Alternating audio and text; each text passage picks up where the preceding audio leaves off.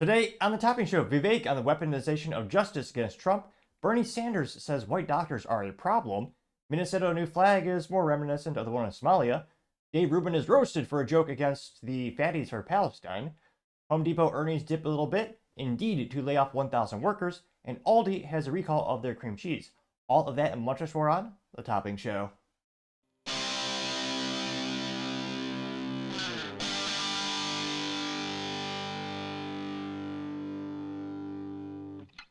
Thank you everyone for taking the time to tune in today. Today's episode of the Topping Show is proudly sponsored by Topping Technologies.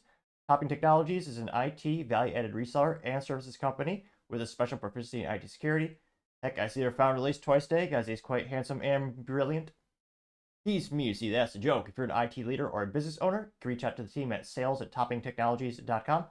Also trying to get to 4,000 subscribers at the end of the month, so if you could click that button, I would greatly appreciate it.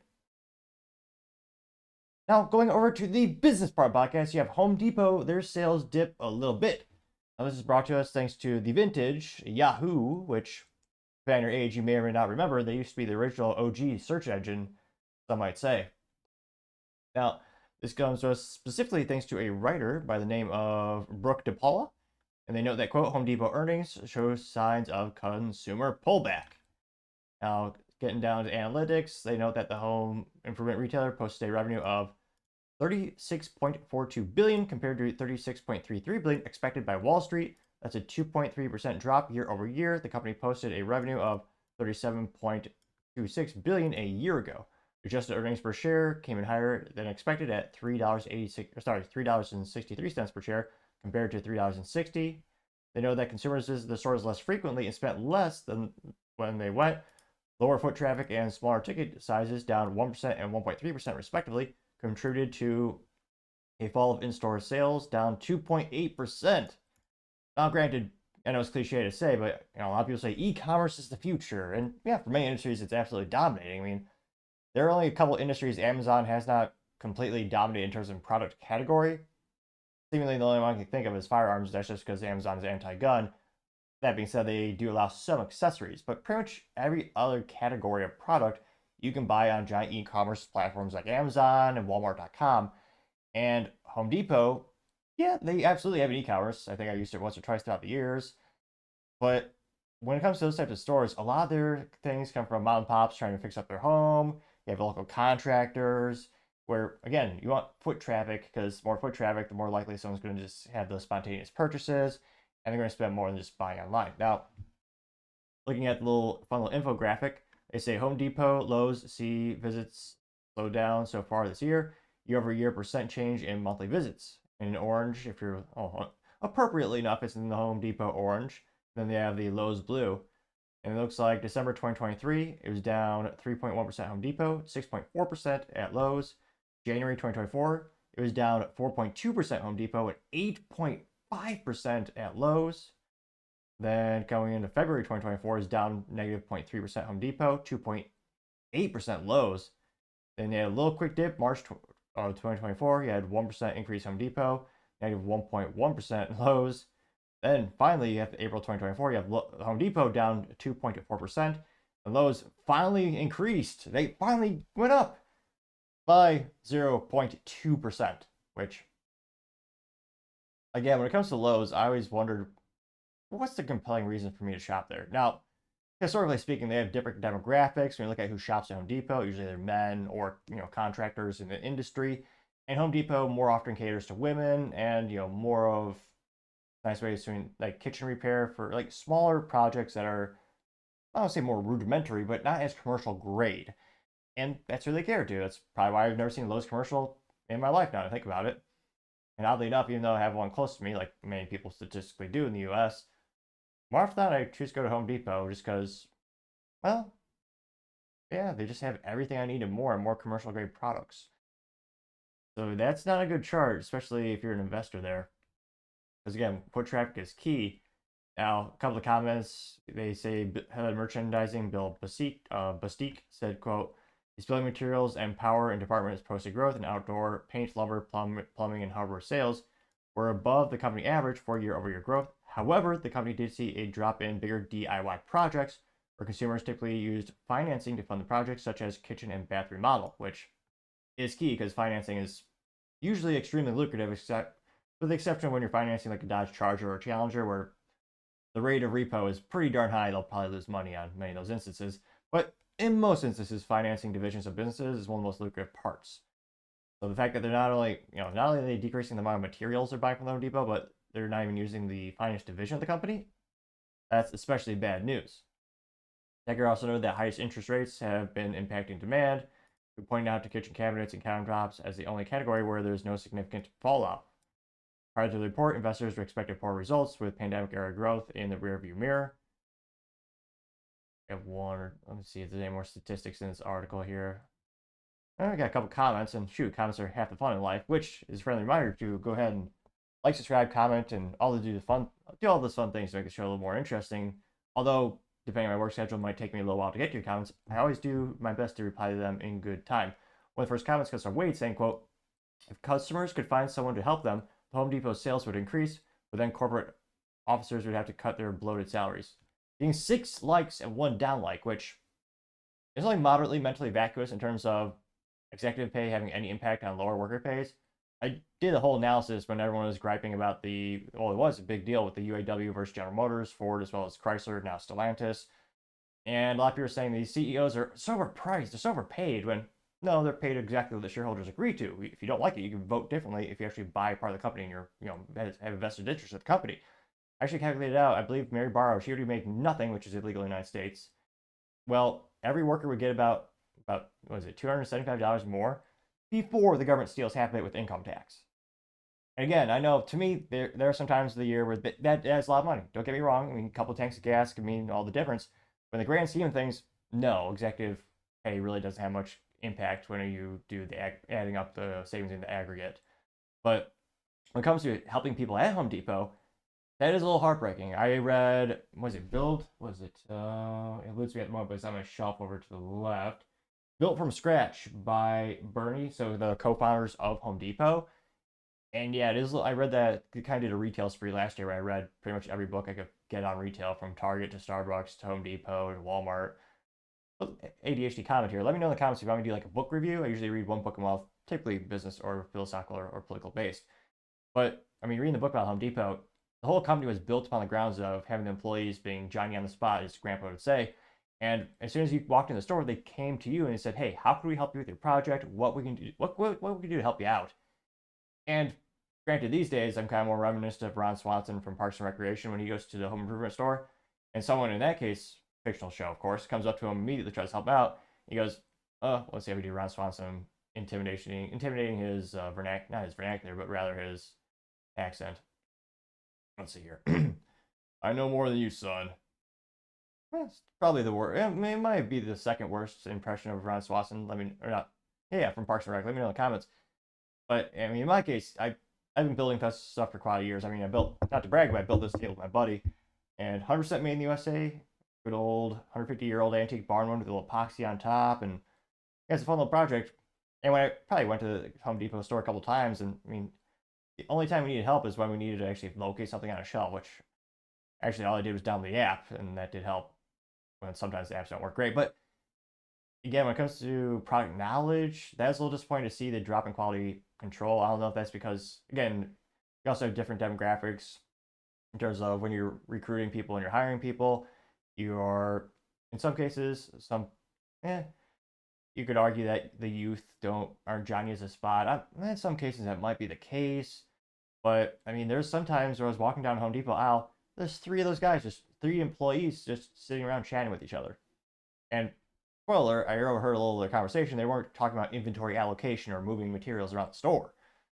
So it can be definitely a little frustrating. And I don't think that's the main reason people are stopping shopping there, because also, unfortunately, that's many retailers. I think Lowe's is probably about the same. I'm embarrassed to say, I think I've been to Lowe's maybe once or twice past couple years. I went once just for the novelty of seeing Craftsman Tools, which they have an exclusivity contract to carry that brand in the store, which, rest in peace, Sears, as one of their strongest intellectual properties that they owned. Another comment by the name of Let Me Tell You Something says, "Wood costing 3 times as much and everything else, thanks to Joe B. I could see this trend coming." Getting 13 likes and 7 downlikes. which, yeah, inflation is pretty much hurting everyone, especially people of middle and lower income. It's, yeah, definitely another reason people are starting to pull back on spending on stuff they don't really need. Because at the end of the day, yes, it would be nice to get, new countertops, which some people do. In terms of like home renovation, unless you have water, leaking through the ceiling, or there's a door that's knocked off their hinges, more often than not, you really don't need it. Now, Super Dave also says, in effect, consumers can no longer use their house as a piggy bank to supplement their lifestyle. Unquote, getting 4 likes and no down likes. Let's see here. So, yeah, pretty much the same in terms of commentary. And it will be interesting to see what's the future of Home Depot. I mean, long term, I think it's also one of the most durable businesses out there. Again, not financial advice. They also just bought out SRS Distribution, headquartered out in McKinney, Texas, which is much more in the logistics and distribution of materials for contractors and job sites. So I think that'll be a good supplement to their business model in the future. And I mean, eventually, housing is in demand in the U.S. more and more. I think Home Depot should keep going after those contracts and those relationships so they can be more of the supplier of some of those new homes. Because again, a lot of people are griping that houses cost too much. Well, they are exceedingly expensive. Absolutely. I wish I can. One of these days, I hope to own one. I'm currently in a rental at the moment, and there's a huge amount of demand, not a lot of supply. And I mean, in theory, you'll have the supply catch up with the demand. You're going to build a lot of houses to do so. So it'll be interesting to see. Let me know when's the last time you shopped at a Home Depot or a Lowe's, and do you have a preference? And if you do, why or why not? Thank you, and as always, let me know in the comments. I'd be fascinated to hear what you have to say. Other interesting business news: you have Indeed to lay off 1,000 workers, which I don't want to say it's ironic, but I guess they are, the joke in management would be they're being upgraded from employee to customer, since Indeed is a job site board, so they'll probably in turn maybe use the service to try a new job. I don't know if that's considered dark humor or just sad humor, but attempted at humor nevertheless. Now this is thanks to Dominic Reuter over at Business Insider. And he specifically say, quote, career site Indeed to lay off 1,000 workers. Which will equate to about 8% of its workforce. This comes to us in a memo thanks to CEO Chris Hims, and he said that the company is profitable but not set up for sustainable growth. He said that the cuts are more targeted at last year's across-the-board reduction of 2,200 workers. Getting a little bit more, they say, in terms of a memo, he said how we got here, adding that the company is not set up for growth after last year's global slowdown in hiring, causing multiple quarters of declining sales. Unlike last year's across-the-board reduction of 2,200 workers, Hims said that the latest cuts will be more concentrated in the U.S. and primarily affecting the research and development and go-to-market teams. Quote, the decision is also aimed at reducing too many organizational layers. That echoes Mark Zuckerberg's move last year, in which the CEO said he sought to flatten their organization chart, which, again, Elon, I don't want to say he knocked out of the park, but he certainly started the business trend of management being confident that they can cut the multiple layers of fat and bureaucracy from the businesses. And turns out the businesses function just as good, if not better, you could debate. I mean, X-Twitter being one of the best use cases in our lifetime, when Elon gutted like 75% of the employees, and well, you could also argue many of them were just rudimentary activists and censorious evil people. But it was a use case where, wow, X-Twitter works the same, if not better, has more features. And they trimmed all that fat. So that led to a ripple effect of many companies laying off people in middle management, trying to streamline operations to increase efficiencies. Hims also said, quote, we've been working to simplify every aspect of our business without meaningful change. We can't get where we need to go. Hims also said that the company has worked with its human resources, legal, and diversity, equity, and inclusion teams to ensure that underrepresented groups are not disproportionately affected by the cuts. Which, I was going to say, I do forget if they're publicly traded, but those are good words for Vanguard, BlackRock, and State Street, because they invest in companies that have those similar ideologies. Let's see, what is their stock at? Spelling helps. Indeed. I think they are still private, really. Oh. Group Holdings Ltd. That same company? I think it is. Glassdoor. Do one more search here. Oh yeah, it is. So the parent company is, it's publicly traded as Recruit Holdings Ltd. They also own Glassdoor and Rikunabi and Townwork. Currently trading for $43.36 per share. Let's see here, what's the long term? I'm curious about how they're doing these days. Stock. No, actually, I have a couple different data points, so that was a little bit old. Apologize. That doesn't help. There's a lot of companies with very similar names that are publicly traded, so I'm going to skip that bullet point for the moment. Apologies. But yeah, we keep hearing all these layoffs, and it's not just layoffs that are hurting the industries, but it's also hiring freezes. I mean, anecdotally speaking, for my tech company, that we're exclusively business to business, so we assist businesses with their technology. Most of the people we work for, in terms of we do services for them, a lot of the end users, those customers and aka businesses, are telling us that they have hiring freezes. Now, thank God, some people aren't being let go, so it could always be worse. But yeah, if you're having hiring freezes, that means you don't need to pay for things like Indeed. Also, it's not 1997. I don't know anyone who uses Indeed. Do you? The number one job recruiting website I've heard of, bar none, is going to be LinkedIn. Where you have, again, it is brilliant of them to turn into a social media company, which is much more profitable and addicting to people. And again, you get a lot more traffic and you sell more to advertisers. I understand why LinkedIn became a glorified social media company for professionals. And that being said, that's where I see most of the job postings. I mean, when I'm hiring people and I don't have someone in my social network that I directly know and I just need to put a job ad out there, I mean, I just use LinkedIn. I've never even thought of using Indeed. Like, I used Indeed when I was in college. Like 10, 15 years ago, Indeed was a hot thing that you needed a new role, you'd go there. I'm I'm pretty skeptical about the long term. I mean, same with Monster.com. I'm pretty skeptical about the long term viability of Indeed, actually, now that I think about it. I mean, when you were looking for a role throughout your career, have you ever thought of using Indeed? And if you did, how many years ago was that? Because, I mean, they keep getting smaller and smaller. I can't help but think it might be inevitable. Maybe Microsoft just buys them out, Microsoft being the parent company of LinkedIn. And that being said, I'm not sure how much there is to really buy out. Because again, people don't go there to look for jobs that I know of. But let me know in the comments. As always, I'd be fascinated to hear what you have to say.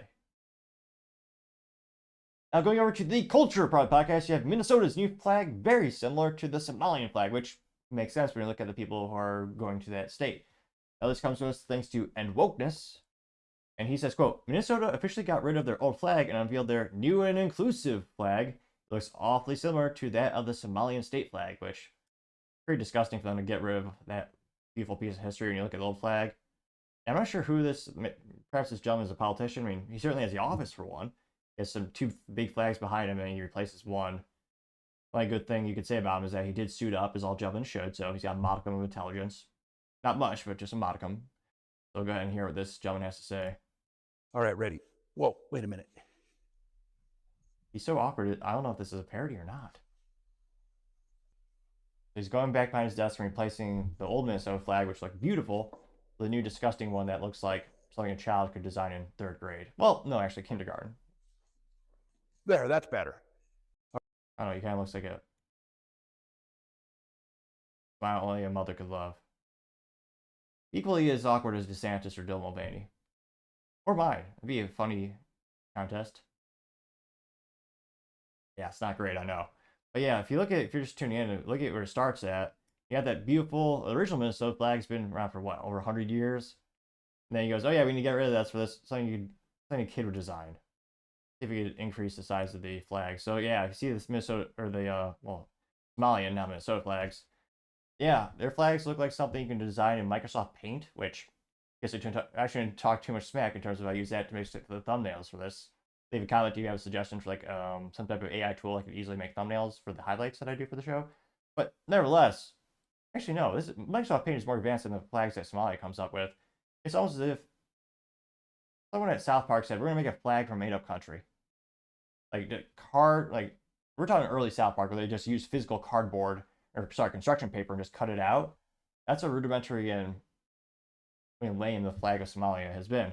Now, again, a lot of people are going to be saying, well, this is a good sign that this state has been conquered, which, yeah, there's a lot of people imported into that area that do not have American values, where, I mean, there's a lot of them who are cheering and praising, death to Americans. They're praising, it's, I was going to say, it's, not, it's fascinating to see, what is her name? I forget. What is that radical called? There she is. Oh, yeah, Ilhan Omar. There's a picture of her. But yeah, she actually had a rally where she said her loyalty is to Somalia and is going to force Biden or force the president to support that other country. Kind of shows the allegiance of Minnesota at the moment. Went pretty well, got about 453,000 views, 5.4 thousand likes. The first comments comes from Paul Zuba saying, quote, Minnesota needs to lose all federal funding. They're clearly not putting American interests first. If they want to be part of the Somalia, they don't deserve a penny of our tax dollars. Getting 608 likes, which perhaps that's how we fix the national debt of $34 trillion thanks to Republicans and Democrats. Or just sell off Minnesota. I don't know who would miss them. I mean, what do they have in Minnesota, really? Could we sell that for $34 trillion to China? And we'll make Puerto Rico a state? Or Cuba a state? Kind of upgrade that country for communism? Go in there and fix that? That'd be nice. I mean, when I think of Minnesota, I know they have 3M. They're headquartered there. They're probably the largest engineering firm on the planet when it comes to physical materials. What is also Minnesota known for? Frigid cold tundra, gopher as a college mascot, and Marxism? I don't know. Let me know in the comments. When you first hear Minnesota, what do you think?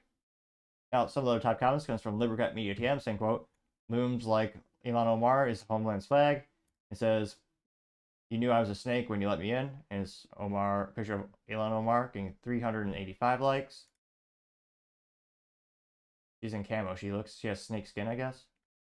General TM says Minnesota's closer and closer to becoming a Marxist state. Sad, getting 180 likes. Dr. Steve Turnley says, weird that the state with the largest Somalian population and the most outspoken representative of Somali descent, Omar, adopted a new flag with a striking similarity to the Somalian flag, but everyone denies any influence, getting 270 likes. But like many things in culture and politics, first, as always, they'll tell us, 1, it's not happening. 2, it might be happening. It's no big deal. 3, it's happening. You have to accept it. 4, it's happening, and you have to celebrate it. We've seen this with a myriad of cultural issues throughout the years, and I don't doubt this will be a new trend perhaps where every state they change their state flag. Not out of the realm of possibility. We also have Ramen Tree saying Minnesota, you've been conquered, getting 432 likes, which, yeah. Red Press says the politicians in charge of Minnesota hate America and want to see our downfall. Follow Figure, getting 140 likes. Recall Katie Hobbs says, you're all going to find in Minnesota, they misspelled R. How do you misspell R? Nevertheless, yeah, they said it U-R. Either or not, some of these things aren't my speaking aptitudes. Some are, for sure. But some is me just trying to read these comments and trying to read them word for word. So I'll read it. It says, all you are going to find in Minnesota is hateful anti-Semitic rants, burning down black businesses for justice, riots, and dumb TikTok videos bragging about how cool their Russian commie Yushaka is. Clown emoji, earth emoji. As what is this girl bragging about? So this is from Stop Eating a Party, Recall Hobbs. What's this girl saying? I don't know what that is. Someone flipping off the camera and trying to look funny. And it's Ilhan Omar and that individual. The necklace that looks like it's made out of pool cues. Like maybe half-size pool cue or pool balls. Which F- for fashion. That looks I don't know who wears, unless you're a pool enthusiast, I don't know who would like that necklace. But that did get 131 likes. Let's see. Remen Tree says this is what happens when you let foreign agents into power. It says this picture it says, I understand Ilhan Omar despises this picture and wants it taken down, no longer shared. Okay, Patriots, you know what you have to do. Is that Ilhan Omar? One of her arrest photos, perhaps? Got 21 likes. The Patriot appointment says, tired of this liberal BS, and says, Freedom Eagle does not approve, tired of this BS happening. Getting 73 likes, which is yet another reason to go out and vote. And hopefully vote for someone who just doesn't have a letter next to their name, actually look at their policies, their ideals, make sure they're truly a Democrat or Republican, whatever you're voting for, make sure you know what you're getting. And unfortunately, if you're more Republican inclined, there's a lot more rhinos. Or actually, I don't even think of a single term pejoratively speaking of a Democrat who votes Republican. However, there are a lot of Republicans who end up voting Democrat on their policies once they're elected, which is why they're pejoratively known as rhinos or Republican in name only. Fascinating how it only seems to happen on one side of the political aisle. But I partially digress. Mamami77 says they'll do it in subtle ways. This is the Islamization process. They will gaslight you every step they take, getting 49 likes. Roberto Stupis says, I wonder why. And it says Minnesota is really starting to feel like home. It's got a picture of Ellen Omar getting 29 likes. Let's see. Florida No 1 says, what does this flag change accomplish? Does it lower crime? Does it mean a balanced budget? Does it mean you imprison people who commit crimes? Does it mean higher math and reading scores? Does it lower state taxes? Just curious. 102 likes, which, yes, yeah, it does nothing. None of those things except cause division. So Minnesota's been conquered. Oh, I haven't heard that one before. I appreciate a word pun, so I'll read this. Sarah Smith says, Libisota has been taken over by Somalians. Is the Somalian flag being raised? Actually, I don't even see. Oh, I guess this. Yeah. Or is that the new Minnesota flag? It's hard to tell. And there's no other flags. I got 48 likes. Star Spangle says 70% of Minnesota does not want this, getting 15 likes. Rare Imagery says they turned Minnesota into a Islamic State, getting 61 likes. Let's see. Oh, this is funny. It's the Tom Hanks, was it the Cargo Ship movie where the guy famously says, look at me. And the guy who says, look at me is the new rudimentary Minnesota flag. Looks like Somalia. It looks like Tom Hanks, and Tom Hanks has the original Minnesota flag, which is, a work of art and is actually beautifully drawn and, sketched throughout the years for his turn flag. And then he says, and then they kind of butchered it, but he says, the guy who take over the ship says, I'm captain now.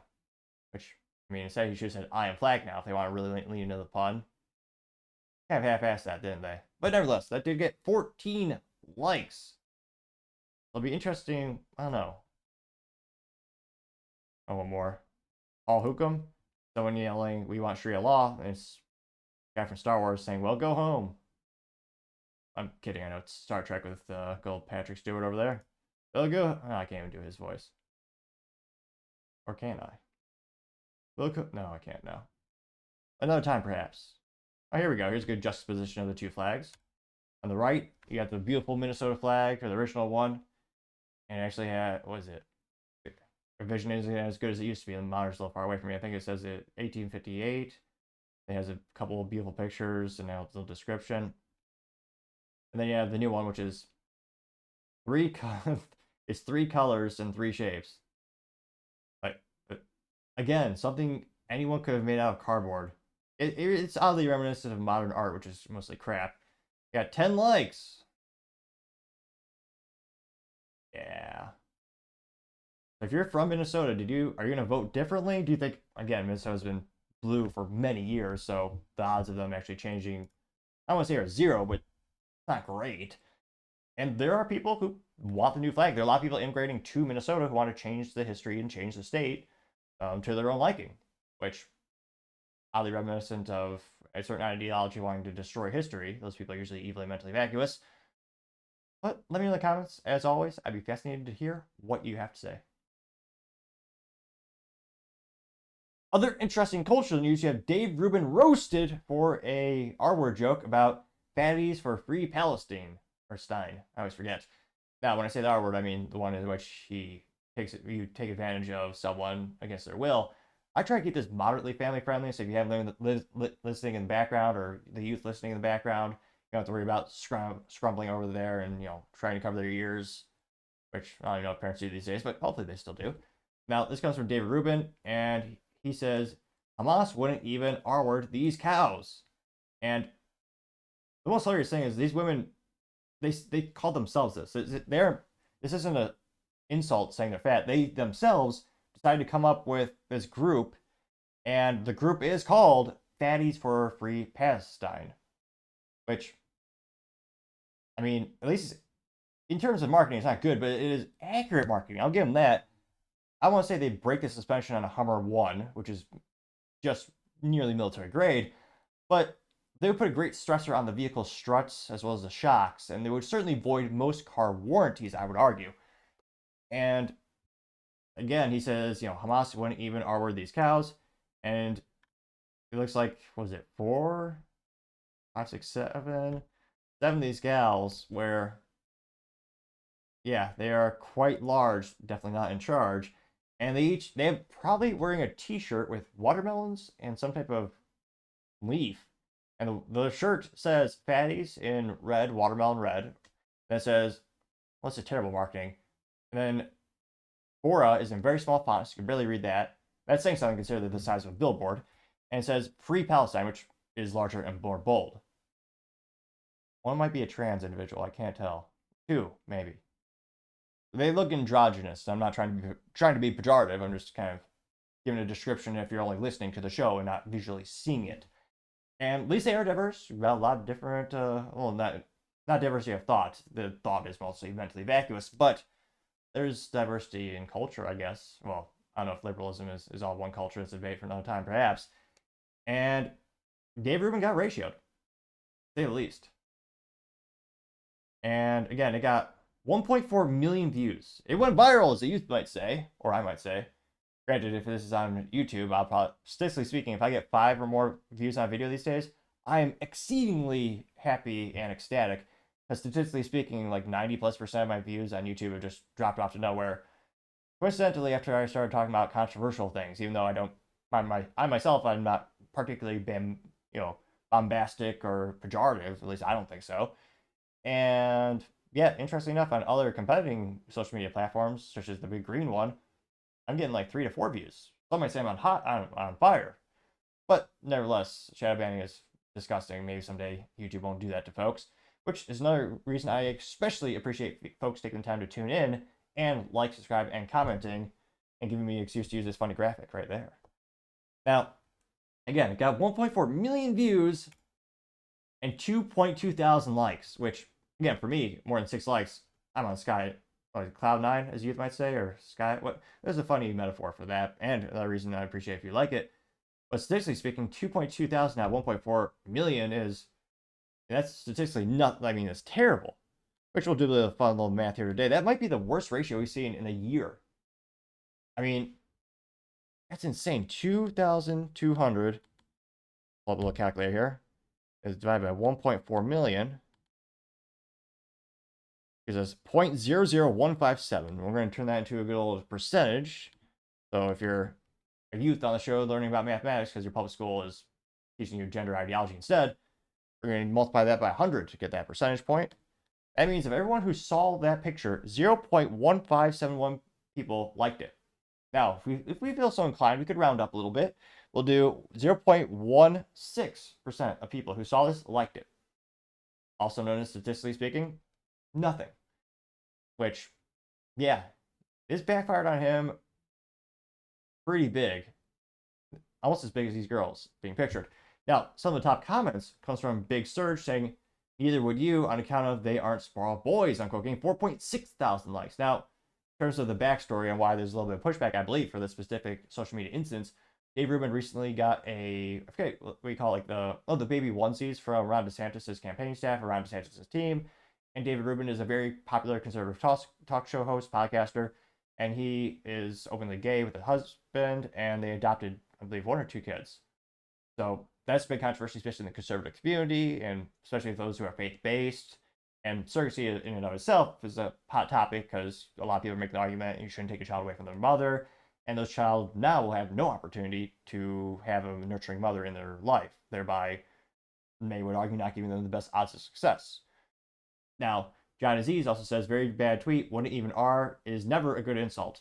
Never in all caps. That got 1.8 thousand likes, which, again, in terms of comedy, that's the strange thing. This isn't like the most offensive comedic shtick or comedic joke we've heard the past couple of years.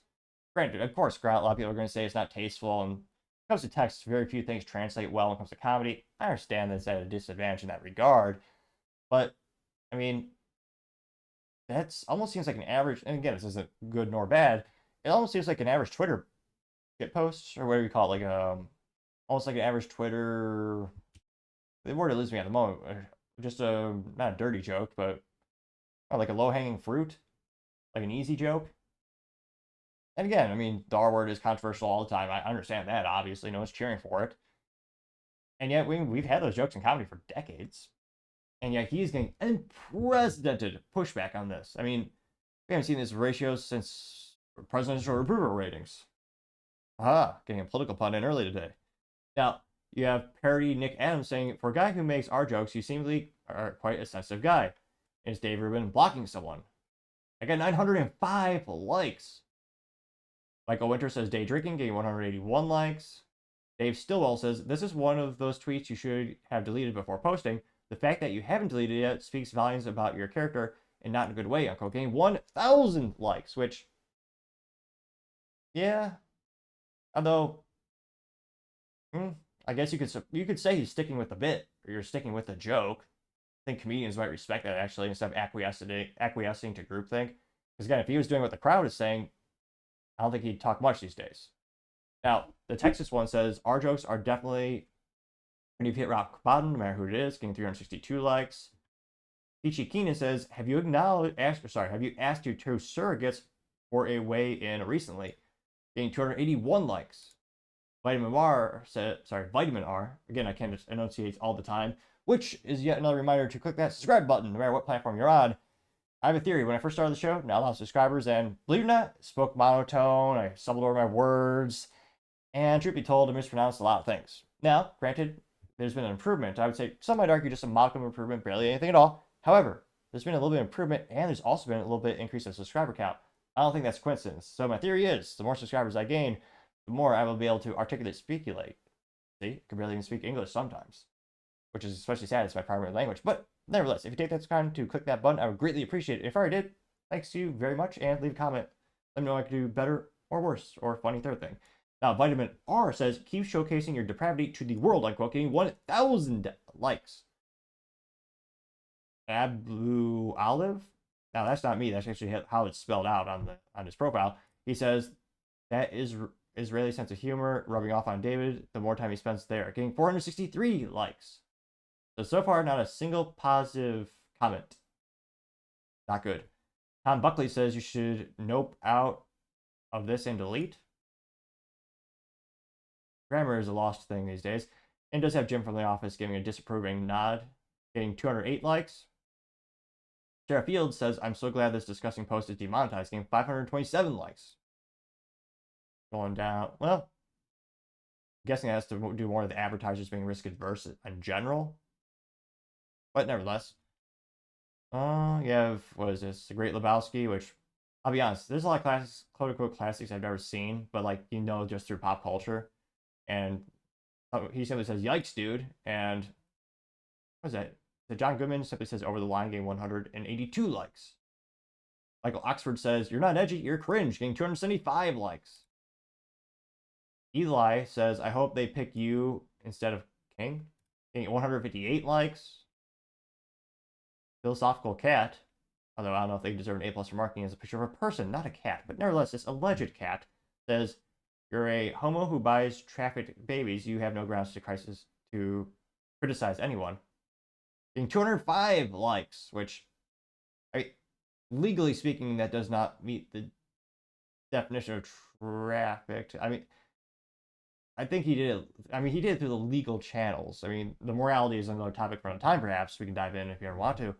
But, yeah, legally speaking, he's in the clear. Going down more and more. Alexander says, hey, Dave, I know you're busy being a disgusting woman hater now, but did you wish the woman you rented a happy birthday card? Did you let the children you bought hear their mother's voices? Getting 100. I got 141 likes. Pooch DiJour says, how to destroy your personal brand in one X tweet, getting 511 likes. Christine says, you're a disgusting human being, getting 360 likes. Intersectional Miss Sandris says, bad things deserve to happen to you, David, getting 786 likes. Liam Bright says, once upon a time, your brand was being a nice guy who just wanted to bring some perspective to difficult conversations. I'm sure you've had some story to tell yourself about how it is good and how this is who you are now. I got 3.7 thousand likes, which, as youth might say, ratioed him completely. Liz Reed's Theology says, would you like to clarify who the R women are? Who puts someone in that category? Getting 502 likes.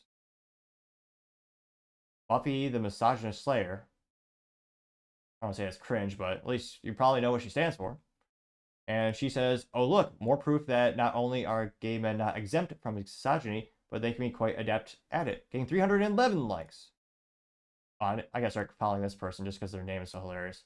Patriarchy Hannah, which, I mean, talk about, that's definitely a leftist profile I need to follow.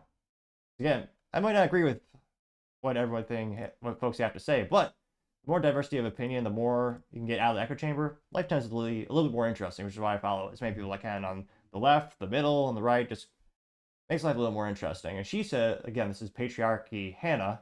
She says, I'm not surprised at all that a man who think it. Okay, grammar be damned. I'll read it exactly how she read it. She says, I'm not surprised at all that a man who think it okay to rent a woman's body to fulfill his own selfish desire for children would classify women as arable and unarable. You're already shown that you have no respect for women outside of the use to traffic children. Unquote.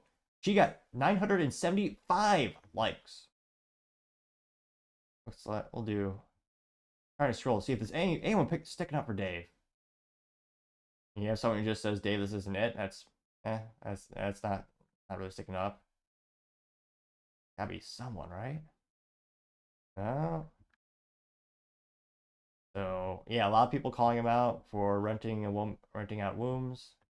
Eve Barlow says, "Go easy on the misogyny, there, friend. I know they're idiots, but our jokes are no."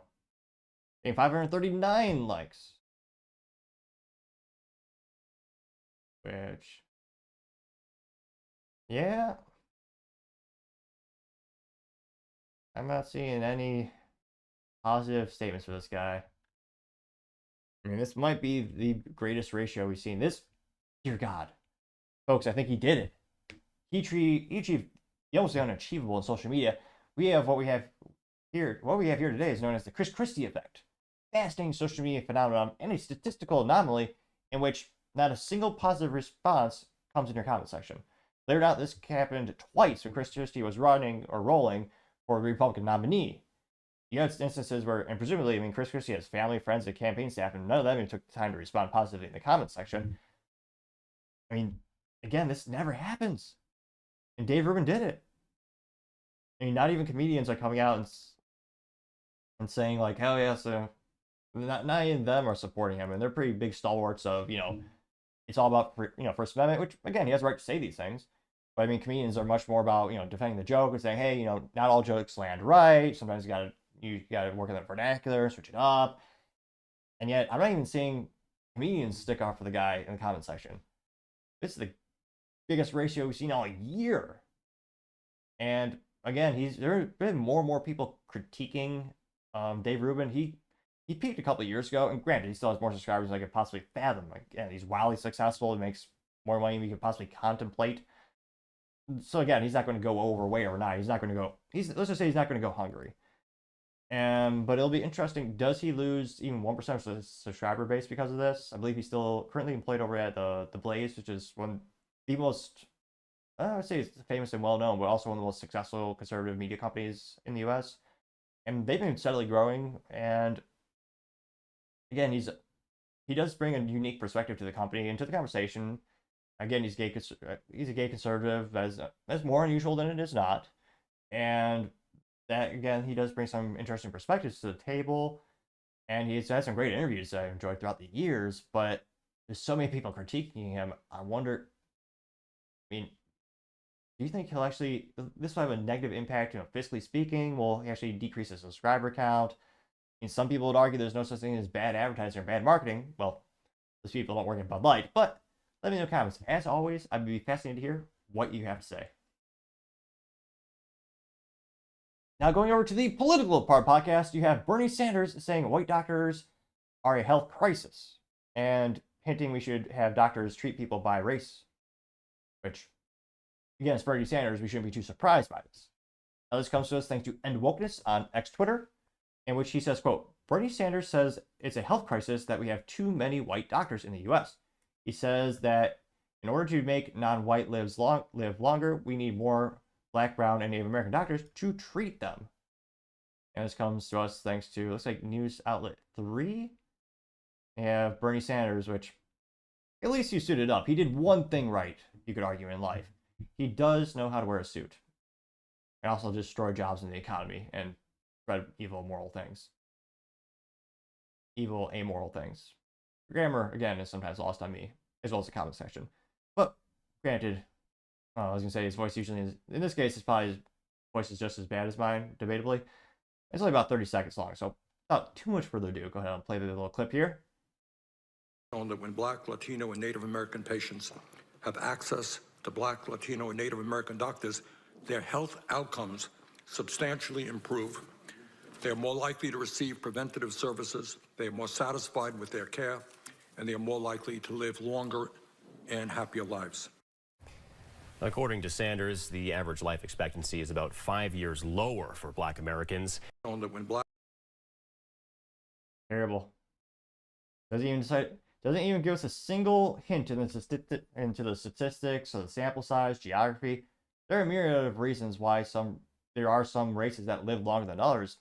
Diabetes, and there are a couple, not just biological, but also environmental things that play into it. I don't think it has to do with the doctor's race. And yet, this is the first time we've heard this topic. Famously, Best Buy had a policy not only would they not hire people into their managerial program based on their race, but they had a health program where you would choose your doctor based on race, which sounds evil to me and disgusting that someone would take that into account when they're choosing a doctor. I would pick that doctor because they're the same race as me.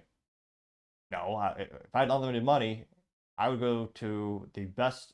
I would try to find the doctor with the highest test scores and the highest rate of success when it comes to procedures. I would want, statistically speaking, the best doctor, not because the doctor just happens to be Cuban. It's ridiculous. And again, he, of course, doesn't give us the details of the sample size. He gives us details of all the other variables that go into it. He just says, oh, yeah. Again, it's also Bernie Sanders, so should be too surprised. Got 1.5 million views and 9.6 thousand likes on X Twitter. One of the first comments comes from Paul Zupa saying, quote, Bernie Sanders thinks being racist against white people is a good idea because doing so will help him get reelected. That's all that's going on here. Sanders is just another soulless politician. Which, yeah, there's some truth to that. Again, people who are Marxist and communist, I mean, yeah, they'll probably vote for him again because of this. So it makes sense in terms of moves on the political chessboard. Granted, I think it's morally vacuous and evil, but Paul Zuba's comment, I think, is accurate. I got 1.4 thousand likes. Kyle Becker says, this kind of casual racism is commonplace among Socialist and Democratic Party. We are all supposed to judge people by the color of their skin and not their competence. Now, all these races are going to hell. Quote, getting 1.4 thousand likes. Gunther Eagleman says Bernie has lost his effing mind, getting 1.4 thousand likes. Junita Broderick says, hey Bernie, how about we just have the most capable physicians, regardless if they're black, white, polka dot, or purple? That got 5.2 thousand likes. Klaus Armina says, no other country attacks its own people like this and tries to remove them from every position. White people are under attack, unquote, getting 1,000 likes. The Beer says, LMFAO, these commies are all the same. In South Africa, our government imported Cuban doctors, but when high-profile politicians and ministers need a doctor, they go to a white doctor in the U.S., Russia, or Switzerland. Unquote, getting 536 likes. Planet of Memes gets an A+ responding in meme form. It's usually a 50-50 shot in terms of sometimes they respond in simple text form. But Planet of Memes says, the brain of leftist.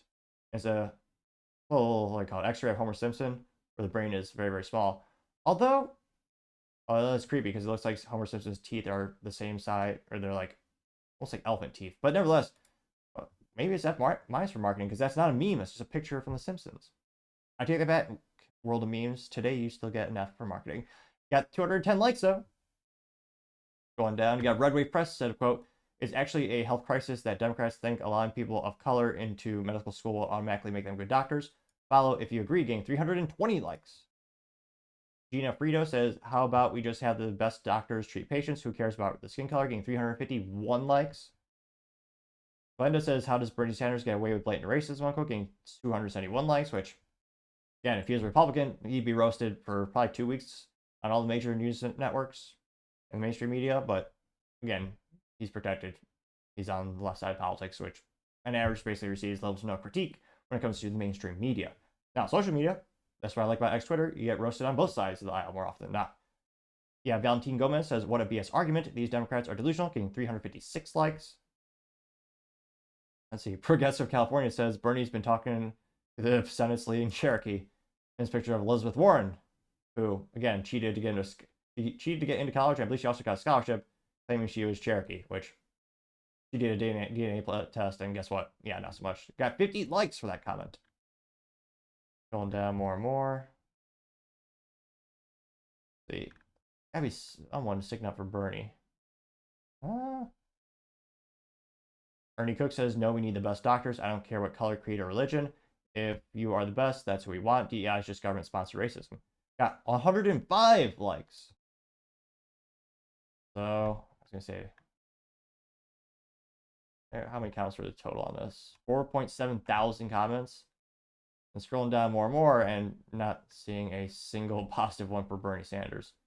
Which, again, I mean, for people who like Bernie Sanders, they'll probably give him accolades for this type of speech and this type of proposed policies.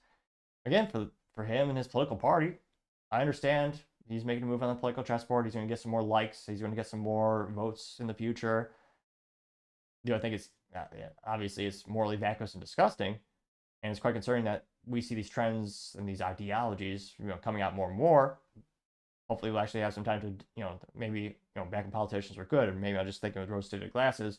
You'd actually have someone oppose him and talk about how merit is important, and talk about, well, let's talk about that study that you claimed to reference to. What was the sample size? Where was it geographically? What was the age of the patient? So talk about the myriad of variables, rather.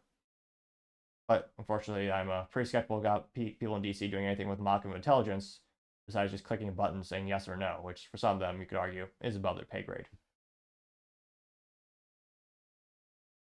Other interesting political news, you have Vivek on the weaponization of justice against Trump. This comes to us thanks to Vivek's ex-Twitter profile, in which he actually went on recently to the Patrick Bet-David podcast, or the PBD podcast. This highlight is not too long, it's only about 55 seconds. And for the clip, Vivek says, quote, "A lot of people who didn't vote for 2020 will vote against the weaponization of justice this November, and landslide is not out of reach," unquote. Their voices, of course, are better than mine, so without too much further ado, go ahead and play that here. They're using Michael Cohen.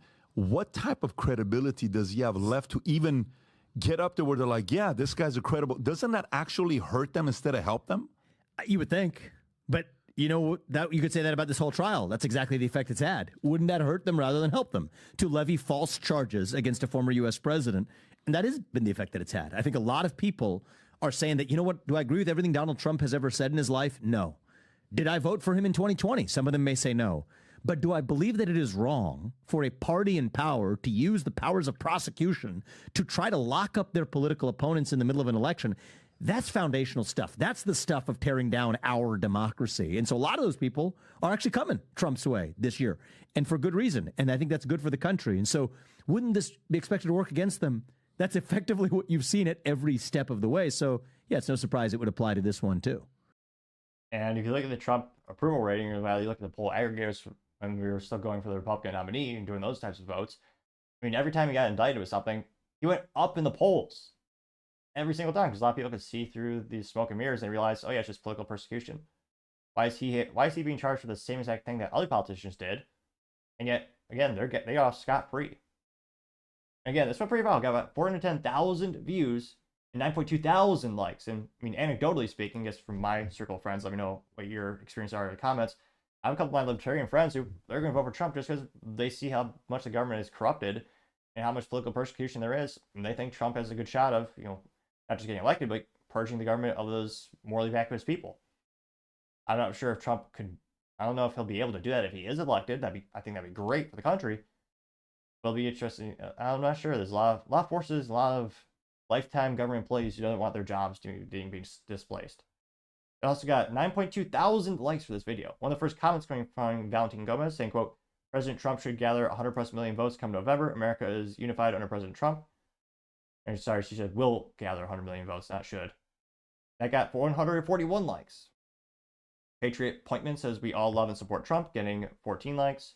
Wedrave Press says if you love America and don't want us to continue down the road we are headed, then vote for Trump in 2024, getting 70 likes.